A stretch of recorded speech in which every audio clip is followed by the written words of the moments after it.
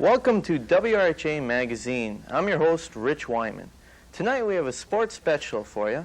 We'll be talking to two of the top quarterbacks in the Wisconsin State University Conference. Jess Cole of the Eau Claire Blue Goals and our very own Bob Krepfle of the La Crosse Indians. Now, we're going to take you to a previously taped interview with Jess Cole in Eau Claire, Wisconsin. I'm here in Eau Claire with Jess Cole, the quarterback for the Blue Goals. Jess led his team to the Wisconsin State University Conference title last year. And he's rated as one of the top quarterbacks in Division II football this year. Jess is formerly of the Wisconsin Badgers from the Big Ten, and he led the Badgers to their first bowl appearance since 1962. Jess has beaten teams of caliber of Michigan and Ohio State. Now, Jess, how do you feel about the Big Ten's teams differing from the teams in your own division now? What's the big difference? As far as football goes, the size of the players is a little different. The guys aren't quite as big or as strong. They're not quite as fast as far as receivers and running backs go. And we're playing on grass compared to artificial turf at Camp Randall. So those are probably the big differences. Otherwise, there's not too much. Thank you. How do the coaches differ, though?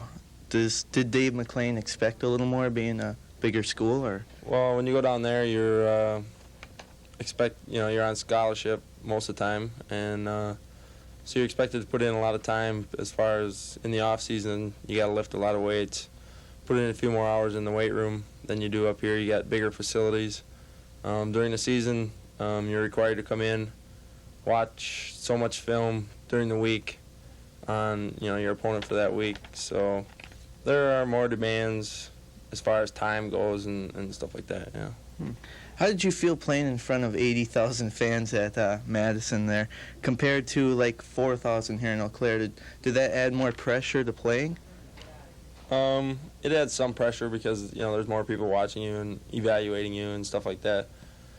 But it's not really too much. Once you start playing the game and really get into the flow of things, and your mind and concentration go on to the game, and you don't really notice the fans except maybe when you're standing on the sideline. Then you look up and you're kind of in awe. But it's something you just get used to, and it's a lot of fun. Oh. Now the big question: why did you transfer from Madison? I was in a position where I was playing on a full-time basis in 1981, and in the beginning of the season of 1982, I was in competition for the starting position, and then Randy Wright beat me out, and so I went in and talked to the coaches, and they decided that he was going to be the guy. So we went with him for a couple games. We were getting blown out by UCLA, and they wanted me to go in the last couple minutes of the game, and I didn't feel it would have benefited me in any way, and so I went in and talked to them the week after that, and they just said, well, you're going to be a backup person, and I said, well, I'm fine, and I'll be heading out, so I transferred up to Eau Claire because I wasn't getting the chance to play, and I wanted to play the game, and I figured I could get along up here. Why did you pick Eau Claire instead of La Crosse or River Falls or another school? I checked those schools out, and I checked Eau Claire out, and I decided Eau Claire had it was closer to home for me. It had a great business school. It's got it's the second largest campus, so I coming from a big campus, I wanted to come to something fairly decent size. It has my family backgrounds here. I've got my 5 brothers and sisters have all entered the university up here. My mom went to school up here, and so it's just kind of a family thing, and I decided, this is where I'd like to try. Plus, I knew the campus from visiting up here, like when I was, my brother played up here and stuff like that, and when my brothers and sisters all went here. So I figured I knew the campus a little bit, and the adjustment would be much easier to come to a school I knew with only 2 years left of school than to go to someplace else I didn't. Now, you mentioned Randy Wright replaced you at Wisconsin there. Randy's the backup for Lynn Dickey of the Green Bay Packers now. Did you feel that Randy had enough talent to make pro football? I figured that he probably did. He's got a good head on his shoulders. He knows how to read defenses and pick that kind of stuff out. And he's got a strong arm. You know, he can throw the deep out or the deep in like they do in the pros. So, you know, I thought he'd have a good chance at it depending on what team picked him up, you know, where he, you know, some teams got some great backups and so he wouldn't make it there. But he went to the Packers and they were kind of struggling and, you know, he moved in there and he's doing a, you know, fairly decent job. So, you know, he keeps getting his paycheck and that's what counts. Do you think he'll possibly become one of the top quarterbacks in the NFL? That's hard to say how he adapts to the game and how he matures and stuff like that in the pros. You know, because each year your job's on the line when a new guy comes in and tries to take it. So, you know, I think he can adjust and I think he'll, you know, mature with it and I think he can become, you know, a fine quarterback in the NFL. Okay. You're a good quarterback in your own right. Would you like to be drafted by a NFL team yourself? Every college player, you know, dreams of being drafted. The odds of it aren't that great. So I'm just looking at it as, you know, I'm going to finish out here and, you know, I'll graduate in May and I'll wait and see what comes next fall, you know, whether, you know, I'll be looking for job opportunities in both fields, you know, whether it be football or just regular business. So I'll wait and see what happens then. Okay. Do you regret not being at Madison this year where you could possibly be leading the Badgers to a Rose Bowl or something? You know, sure, I would like to have stayed there and, you know, finished out my career there because that's, you know, where you go to school to start is where you kind of like to stay. But, you know, things didn't work out and, you know, as it was down there, I would have had to have gotten redshirted to be able to play this year, and that probably wouldn't have happened. I would have stayed as a backup. More than likely played in a couple of games because Randy did go down in a couple games, you know, just for a few plays. So I probably would have used up my eligibility, and I probably wouldn't be playing there anymore anyway. Well, now to the Blue Goals. How are they doing this year? Right now we're 7-2, and we have 2 games left. We're not doing too well in conference. You know, it's come down to the last 2 weeks. We were struggling because River Falls would have to lose 2 and Whitewater would have to lose another one. And plus we'd have to, you know, win our next 2. So from that standpoint, it doesn't look good as far as conference goes. We're just trying to finish the year and have a good season and, you know, wait and see what happens. What teams stand in your way of possibly taking the division title away from someone? Well, River Falls would have to lose twice. La Crosse and Whitewater would have to beat them, and then Oshkosh would have to turn around and beat Whitewater, which probably is unlikely of happening.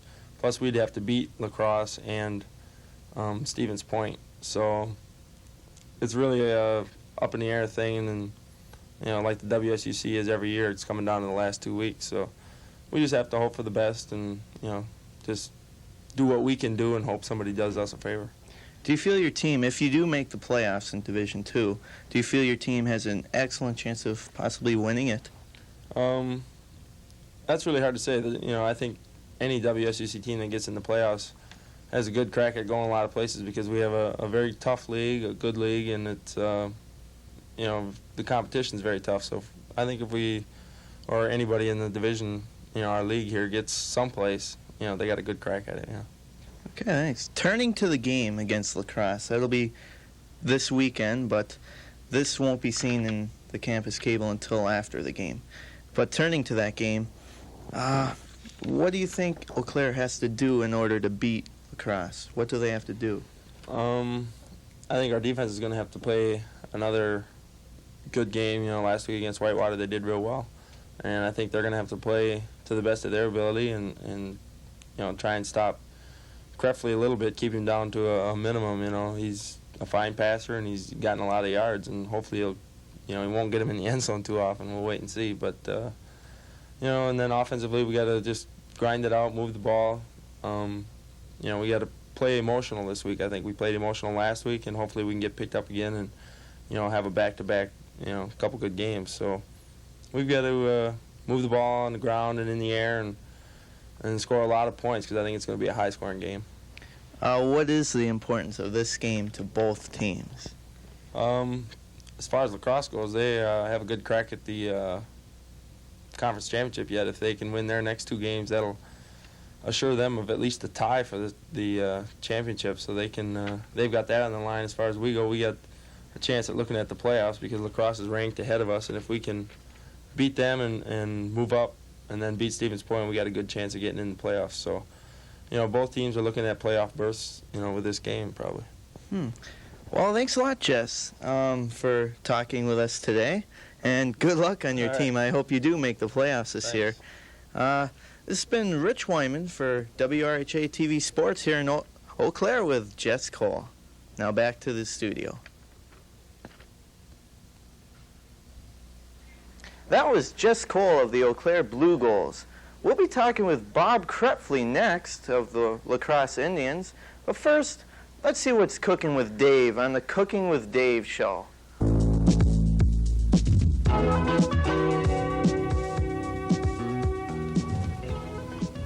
Welcome to the Cooking with Dave show. Tonight we're going to be making quickie cheese puffs.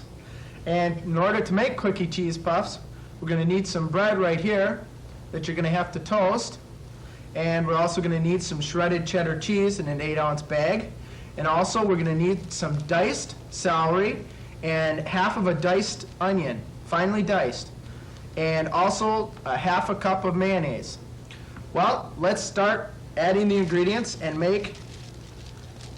First we can add some diced onions, and then we'll add some diced celery. We'll add some mayonnaise here into the pot. Then we'll grab my shredded cheddar cheese, add that, the whole bag. It's 8-ounce bag, that's what it calls for, it's shredded cheese. And what we'll do is we mix this together.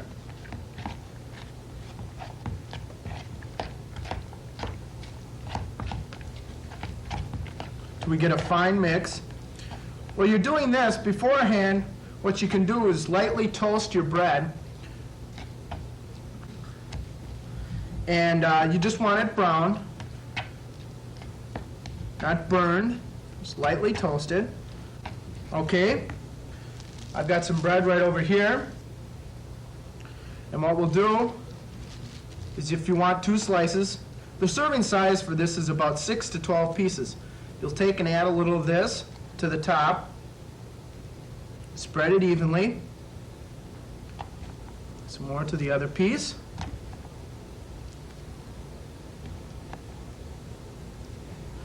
And what you'll get 2 minutes later in the toaster oven on broil, what you'll get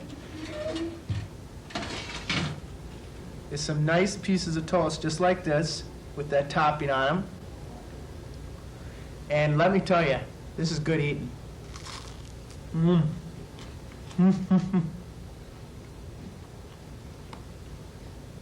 The food tonight has been donated by Quillen's on West Avenue.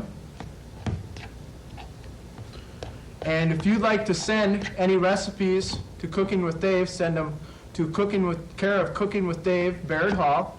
And if you'd like to pick up this recipe, stop by Barrett Hall's front desk. And this has been Cooking with Dave. Good night. Hey, Bob, we'll have to take a break right now, and we'll be coming back right after this Murph Sports Minute. Hi, I'm Mike Murphy with Murph Sports Minute. Today I'm standing here with Dan Wilson, a 1983 American Legion All-Star from Elroy, Wisconsin. In 1983, Dan participated in the All-Star game at County Stadium in Milwaukee. And today Dan's going to give us a helpful hint on bunting. To start out with, you're in your regular stance. And as the pitcher's winding up, you pivot your feet so you're facing directly towards him and slide your hand up the bat. And you just let the ball hit the bat and bounce off. You angle the bat one way or the other to put it down one or the other lines.